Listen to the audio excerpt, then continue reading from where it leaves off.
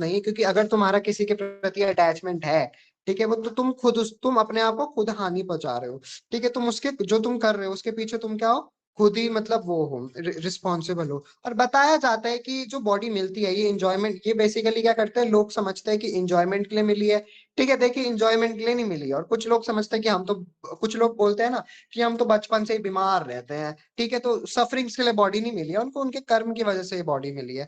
ठीक है, और बताया जाता है, और भगवान तो ये भी बोल रहे हैं कि तुम्हें भीष्म पितामह और जो द्रोणाचार्य है, ठीक है, ये जो इतनी नोबल सोल्स हैं, ठीक है, मतलब ठीक ठाक सोल्स है। नोबल सोल्स का मतलब होता है कि थोड़ी अलग तरह की सोच है, मतलब ठीक है इनको, मतलब भक्ति में कहीं ना कहीं है आगे। बताया जाता है कि अब क्योंकि ये क्या करिए तुम इनको, अब बताया गया है कि अगली बॉडी में क्या मिलेगी इनको, अगली लाइफ में स्पिरिचुअल बॉडी ही मिलेगी, मैं कह रहा हूँ ये। ठीक है, और क्या मिलेगा, एटलीस्ट मिल जाएगी लाइफ इन हेवनली बॉडी, यहाँ पे लिखा है देखो, और at least life in heavenly bodies. और क्या मिलेगा फिर, वहां पे खुश रहेंगे वो, सुपीरियर इंजॉयमेंट, जो उनको अगर इच्छा है, भोगने की इच्छा है, तो उनका क्या मिलेगा, पूरा हम भोग देंगे उन्हें। ठीक है, उसकी चिंता करने की जरूरत नहीं है। तो ये भगवान श्री कृष्ण स्वयं बोल रहे हैं। तो यहाँ पे आप समझ सकते हैं श्लोक से कि अगर आपको क्या लग रहा है, आप भक्ति में हो, ठीक है, और आपका मन कर रहा है नहीं मेरे को तो खुश रहना है, मेरे को वैराग्य भी, मतलब वैराग्य तो नहीं, मुझे वैभव भी चाहिए अच्छा, ठीक है, मेरे को पैसा भी अच्छा कमाना है, मुझे जीना भी अच्छे से, खाना अच्छे से। अगर अभी भी मन में चाहत ऐसा कुछ है, या मैं शादी करके सेक्सुअल अटैचमेंट वगैरह में मुझे खुशी मिले, अगर आपके ऐसा भी कुछ डिजायर है, बहुतों के होते हैं, ठीक है, अगर है ऐसे, तो भगवान आपकी इच्छा को पूरी करेंगे। ठीक है, यहाँ पे भगवान जब बोल रहे हैं, जब द्रोणाचार्य तक की वो पूरी कर रहे हैं, तो आपकी भी पूरी करेंगे। फिर भक्ति का पाठ भूल जाए फिर आप, फिर अब भक्ति नहीं मिलेगी। या तो मैंने बताया ना कि जैसे आपके मन में डिजायर चल रही होंगी, भगवान इतने मर्सीफुल है वो पूरा करेंगे। ठीक है, अगर आपको भक्ति चाहिए तो भक्ति मिलेगी, जो जो आपको चाहिए वो मिलेगा आपको। ठीक है, उसकी चिंता करने की जरूरत ही नहीं है। तो इससे बढ़िया भक्ति मांगो ना, टेम्पल में जाके भक्ति मांगोगे तो ही तो आगे बढ़ोगे।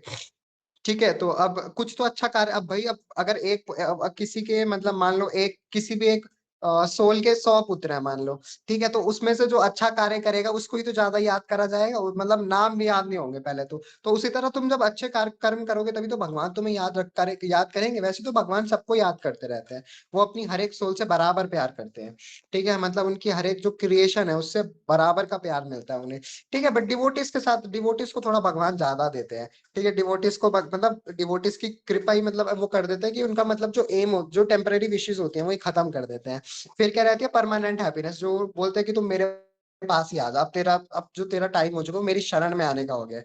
ठीक है, तो ये चीज होती है थोड़ा। तो भगवान भी करते हैं थोड़ा थोड़ा, मतलब आप सोच सकते हो पार्शियलिटी करते हैं, बट ये पार्शियलिटी हम मटेरियल लोग भी करते हैं।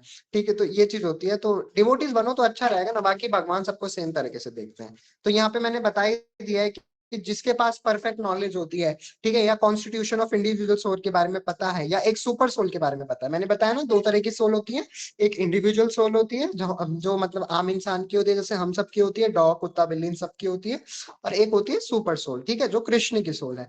बताया जाता है कि जो इस चीज को समझ लेता है, कॉन्स्टिट्यूशन ऑफ सोल को समझ लेता है, सेकंड चैप्टर को समझ लेता है, बुद्धि योग को समझ लेता है, सांख्या योग को समझ लेता है, ठीक है, उसको धीर बोला गया है। धीर का मतलब पूरी भगवत गीता में धीर वर्ड बहुत आएगा, धीर बोला गया। और बताया जाता है वही क्या है, मोस्ट सोबर मैन है, वही क्या है, सबसे ज्यादा इंटेलिजेंट है। ठीक है, और बताया जाता है कि वो जो मैन होगा, है जो भी मतलब सोबर मैन होगा, वुमेन होगी, ठीक है, वो क्या होगी, कभी भी क्या होगी, डिल्यूटेड नहीं होगी, मतलब वो कभी डिग्रेड नहीं होगी अगर वो मेरी भक्ति में है।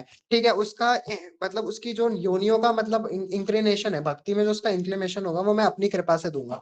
ठीक है, डिग्रेडेड डिल्यूट नहीं होंगे, डिग्रेड नहीं होंगे, मटीरियलिस्टिक चीजों में फंसोगे नहीं।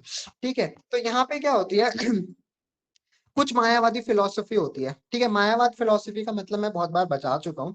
ठीक है, कि मायावाद फिलोसफी वैसी फिलोसफीज होती हैं, ठीक है, जो कुछ ऐसे मतलब जिनके पास नॉलेज तो होती है कि हाँ भगवान है, लेकिन वो क्या होती है, गलत नॉलेज होती है। ठीक है, जैसे कुछ मायावाद फिलोसफी, जैसे क्या नाम था उसका, जो आजकल न्यूज में भी काफी चल रहे थे, हरिराम, क्या नाम था, कोई राम रहीम। ठीक है, राम रहीम।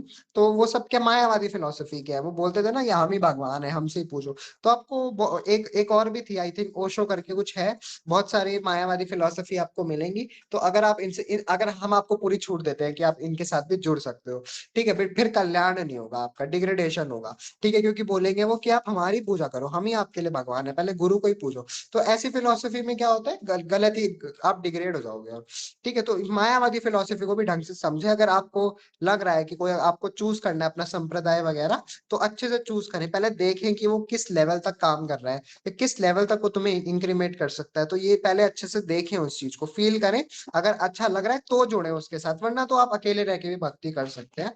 ठीक है, कोई दिक्कत नहीं है, जरूरी नहीं है। कुछ लोग बोलते हैं कि दीक्षा वगैरह, ठीक है, तो मैं इतना नहीं मानता वैसे, टू बी ऑनेस्ट बताऊं तो, बट दीक्षा जरूरी होती है। ठीक है, मैं भी लूंगा, ये 100% है, मैं लूंगा। अभी तक तो मैं नहीं मानता हूँ, ठीक है, बट मैं जब भागवतम वगैरह पढ़ रहा हूँ तो भागवतम में स्वयं लिखा है दीक्षा जरूरी है, तो मैं तो लूंगा दीक्षा। तो आप सबकी मर्जी, आप अलवरना आप अलग से भी भक्ति कर सकते हो। ठीक है, आप देखेंगे तो जो मीरा जी थी उनका तो कोई इनिशिएशन थोड़ी हो रखा था। ठीक है, तो मीरा जी का भी तो कल्याण हुआ। ठीक है, तो इनिशिएशन जरूरी नहीं होता है। आप क्या पता, मतलब कुछ भी हो सकता है, वो हम उनके पिछले जन्म के बेसिस पे तो कुछ नहीं कह सकते। बट अलग से भक्ति करना भी ठीक है, मतलब जरूरी नहीं है इनिशिएशन, बट मैं लूंगा, हम और आप सबको भी लेना चाहिए। ठीक है, क्योंकि आप सबको दिख रहा है कि मीरा देवी की तो स्टोरी मतलब पुराने युग में थी, बट हमारी क्या है, कलयुग में आप इतने जो आपके कर रहे हो आजकल सिंस वगैरह, ठीक है, पाप वगैरह इतनी जल्दी नष्ट तो होते नहीं है ये। ठीक है, तो गुरु के द्वारा ही नष्ट हो सकते हैं, जब गुरु आपके पाप अपने ऊपर ले लेता है तो आप फ्री फ्रॉम सिंस हो जाते हो, फ्री फ्रॉम जितने भी तुमने गलत कर्म किए होते हैं, अब तुम्हारे पास कोई भी क्या है, गलत कर्मा नहीं है। तुम्हारी कर्म का जो कर्म कांड होगा उसमें सब कट चुका है, अब सब फट चुका है। ठीक है, अब सिर्फ अच्छे अच्छे कर्म लिखे गए हैं उसमें। ठीक है, अगर उसके बाद अगर तुम आगे गलत कर्म करते हो तो फिर तो नरक ही है तुम्हारे लिए, साफ लिखा हुआ गया है भागवतम में। बताया जाता है कि मायावादी फिलोसफी क्या बोलती है कि जो स्पिरिट्स, तो हम जैसे मैंने आपको बताया था कि स्पिरिट सोल को अगर हम पीसेस में कट करेंगे तो जो डिफरेंट डिफरेंट सोल्स होती है वही इंडिविजुअल सोल होती है। बट मायावादी फिलोसफी क्या कहती है कि नहीं, स्पिरिट सोल तो एक ही है। ठीक है, और उसको कट नहीं कर सकते, और ये जो आम इंसान है ये भगवान का अंश नहीं है। तो इसी की वजह से क्या होती है, लोग मायावाद फिलोसफी पे ज्यादा विश्वास करते हैं, और मटेरियल साइंस साफ बोल देती है कि देखो सोल जैसी कोई चीज नहीं है। ठीक है, ये बॉडी है बस। ठीक है, तुम बॉडी हो, कोई आत्मा नहीं हो। ठीक है, तो ये चीज साइंस बहुत बार बोलती है, तभी तो आजकल बायो वाले स्टूडेंट से पूछो, आप कहीं आपने पढ़ा है कि सोल वगैरह बॉडी लिखा होगा हर जगह। ठीक है, तो ये मटेरियल साइंस तभी तो फेल है हर जगह हमारा। अब हमारे उसके आगे देखो, हमारा टेम्पल है जो जगन्नाथपुरी, ठीक है, वहां पे ये जो मटेरियल साइंस है फेल हो जाती है, इसके जितने भी कॉन्सेप्ट हैं सब क्या होते हैं, गायब, कुछ काम नहीं आती वहां पे ये। ठीक है, तो अब बाकी हमको बताएंगे जगन्नाथ जी के मिरेकल्स जिन जिनको नहीं पता। अब बताया जाता, और जो वो तो बोलती है कि ये जो सुप्रीम सोल है ये भी क्या मतलब ये चेंजेबल है, मतलब ये चेंज होते रहते हैं, कभी इधर कभी उधर, ये अवतार लेते रहते हैं। तो अवतार के बेसिस में जो इनकी बॉडी में एटम होते हैं चेंज होते रहते हैं, ये मायावाद फिलोसफी कहती है। ठीक है, यहाँ पे वह एक के बारे में लिखा है, एक, वैसे तो बहुत सारी है ये, बट यहाँ पे प्रभुपाद जी ने एक के बारे में लिखा है, एक जो, और ये बताया था कंफर्म है गीता में।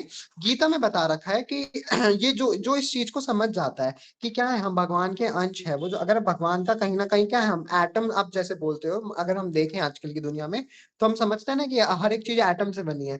तो अगर आप मटेरियली समझे तो वो एटम वाली बात हो गई। ठीक है, और बताया जाता, और सबसे बड़ा धर्म सनातन ही यहाँ पे लिखा है, इटरनल सनातन। ठीक है, जो चीज इस नॉलेज को जो समझ जाता है वही क्या है, सनातन है, और सबसे बड़ा तो सनातन धर्म ही है आजकल हमारा। ठीक है, और अगर बताया जाता है कि अगर ये जो फिलोसफी है इसको तुम नहीं समझ रहे हो और तुम ये मायावाद फिलोसफी समझ रहे हो, तो बताया जाता है कि तुम कितना ही भक्ति में आगे गिर जाओ, आगे बढ़ जाओ, तुम गिरोगे किसमें, मुंह, मतलब बोलते हैं ना मटीरियल नेचर में गिरोगे।